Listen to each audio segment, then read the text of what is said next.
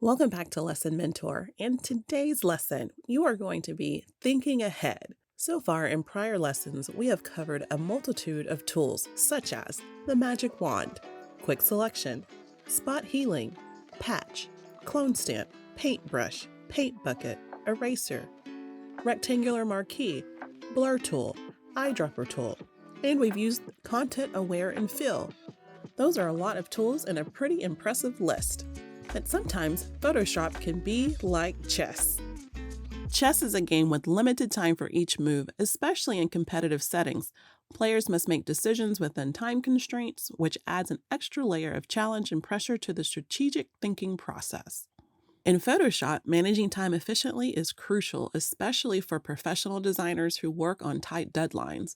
Knowing how to prioritize tasks, use shortcuts, and streamline the creative process can significantly impact productivity. Both Photoshop and playing chess require thinking ahead, efficient tool usage, and strategic planning.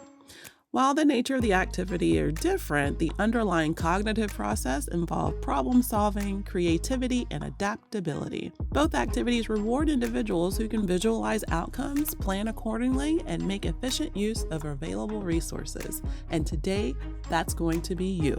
Let's get started. Here are your directions. Open the document in Photoshop. Number 1. Use a tool to remove people from the beach with as few clicks as possible. Number 2. Add 2 penguins with their shadows to the photo on the right using as few clicks as possible. But don't copy, paste, or move the original penguin. Have fun. So you have 2 challenges here with 2 different photos. I will provide you with my solution, but before I provide you with a solution, think about the tools that we have used so far in working in Photoshop, because the solutions are within those tools. Before you begin counting your clicks, you can unlock the background layer. We just want everyone to have the same playing field when we begin. So you can pause the video and think about how you would complete this in as few clicks as possible and give it a try. Maybe you'll ask a neighbor what they think. And there's not necessarily a right or wrong way to do it. There just may be the most efficient way to do it. So if you make a mistake or it doesn't work out the way you planned, just go back and undo it. Pause the video now and give it a try. And when you're ready for the solution, just click play and I'll be here for you. 10, 9, 8, 7, 6, 5, 4, 3, 2, 1, 0. So how did it go with making your selections? Did you have to go back and undo and start over? If you did, that is great. I did too. Ultimately, it's about finding the most efficient way, and that doesn't necessarily happen on the first try. I'm going to open up the histories panel so you can see what happens as I work. So I have layer 0 unlocked, so that made that first layer, make layer. And if you don't see your histories panel and want to open yours up as well, you can go to window and just check history. So anytime you are missing a panel, go to window and then check to bring it in. I'm going to zoom out a little bit so I can leave that histories panel open as I work. And looking at all the people on the beach, they're pretty much on the horizon line here, and it's pretty symmetrical. So I'm already thinking about which tools I can probably eliminate and not use, which would be the magic wand, quick selection, spot healing, eyedropper. The patch tool could be possible, but that would be very difficult with all the people there first. Clone stamp tool, paintbrush. Now that doesn't mean that I won't have to use another tool later. It's just for this first step, I want to start with using a selection tool, and I will use the rectangular marquee tool because they really are kind of in a perfect rectangle here. So I'm going to sample above their heads and below the feet of the person closest to us to the end, just as far as I need to go to catch the people here on the right. Now I'm thinking about what move I can make here, and I believe content aware fill will be the most appropriate to let Photoshop try to get them to go away with some artificial intelligence here by sampling the image. So I will zoom in and see how that selection went. So it did a lot better on the right side than it did on the left side, so I know I'm going to have to make some adjustments. So at this point, I'm thinking about the sample area, what it's sampling, and it looks like it's sampling just a lot of the sand. I can remove some of the sand and maybe the outline on the side and see if I can get it to make a better selection with as few clicks as possible. So I'm going to zoom out a little bit, and switching tools does not count as a click, and resizing your brush does not count as a click.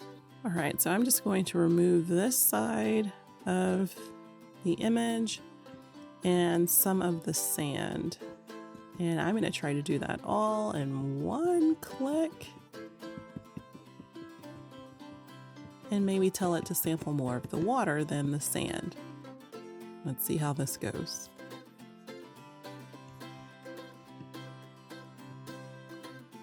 Okay, I think I agree with that sample, so I'm going to click OK.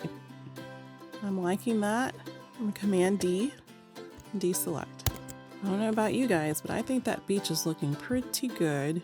Now what I'm looking for is any just obvious repeated pixels that make it look less real.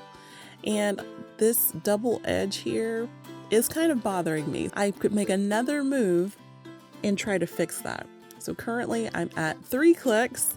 I could be satisfied there, but I'm going to do one more move here. So I'm going to switch to my clone stamp tool. I'm just going to see if I can remove some of the waves here with more of this section.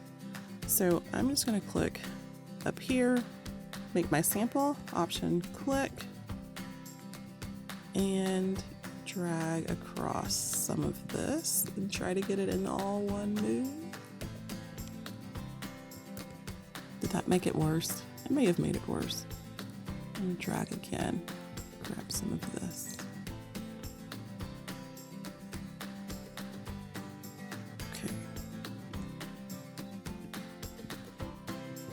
And remove maybe some of this.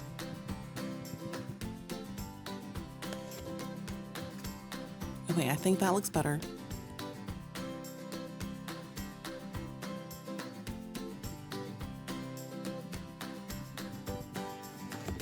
And now I'm satisfied. 3 clicks probably could have worked, but I think 7 was better. So how many did it take you on the beach? So type in the comments beach and then put the number that it took you to do it, because I'm very curious on how you did. So we have our penguin here. So this is a great time for you to go ahead and pause the video, work through it, and remember your objective. We'll read that again. Add 2 penguins with their shadows to the photo on the right using as few clicks as possible, but don't copy, paste, or move the original penguin. So how will you accomplish this? Go through your list of tools and think about it, and then give it a try. And again, if it doesn't work out, just undo it and start over. And when you're ready to proceed, click play, and I'll be here for you. 10, 9, 8, 7, 6, 5, 4, 3, 2, 1, 0. If you're watching this part of the video, that means you're ready to proceed because you've given it your best try at adding 2 more penguins to this image. After evaluating the document and thinking back over the tools that we've used so far, I believe that using the clone stamp tool would be the easiest way and the most efficient way to add 2 more penguins to this image. Prior assignments, we have used the clone stamp tool to remove items from images, but not yet to add them to it. So if you didn't use the clone stamp tool and you figured out another way to do it, go ahead and let me know in the comments. I'll show you how to use the clone stamp tool to do that now. So my histories panel is still open. I'll be beginning from this next step working on the penguin images, and we'll see everything kind of fall in line after this last move that I made on the beach image. So continue with the clone stamp tool. I want to reload it so that it's not pulling from the beach picture to begin with. And thinking about positioning the penguin, knowing that I want to add 3, the location of those penguins is important. Because when using the clone stamp tool, everything is on the same layer. I have to be specific about where I put the item because I won't be able to move it without doing some other selection process afterwards. So what I'm going to do is pick the middle of this penguin to load my clone stamp tool. So I'm going to hold Option on my keyboard and get that target to pop up. If you're on Windows, you'll hold Alt. I'll left click with my mouse and just grab the center. And I'm choosing to grab the center because I want to stay away from the water as much as possible to limit the amount of times I have to make a new selection. And because I want to add 3, I'm going to start with adding this next penguin behind the original one. I think I'm going to put it right about here. And as I begin to paint, I'm just watching that plus sign and where it's touching. Show me life, show me love, make a change, time is up, we can wait for better. And zoom in. Okay, I think that clone stamp of that penguin is great. So now I'm thinking about the placement of the third penguin, and I will use the one that I just made so I don't have any issues when I get to the shadow area of the third penguin.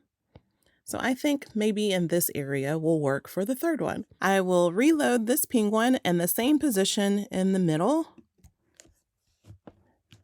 Then I will move right about here, I think, and begin to paint.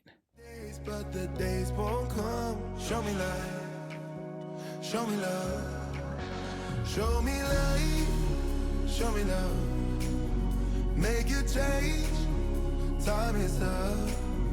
We can wait for better days, and here is the third penguin. There we have it.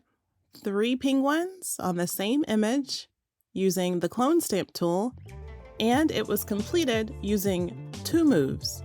If I go back in history, there's the original penguin 2, penguin 3 with their shadows. If you did yours another way and it took more moves than that, just go back and do it again and try it with the clone stamp tool and see how you do this time. Now, as you move forward, I hope you're able to think about working efficiently and being a good chess player and designer and thinking about the steps ahead. Once you're finished, be sure to turn your document in to your teacher the way they have requested.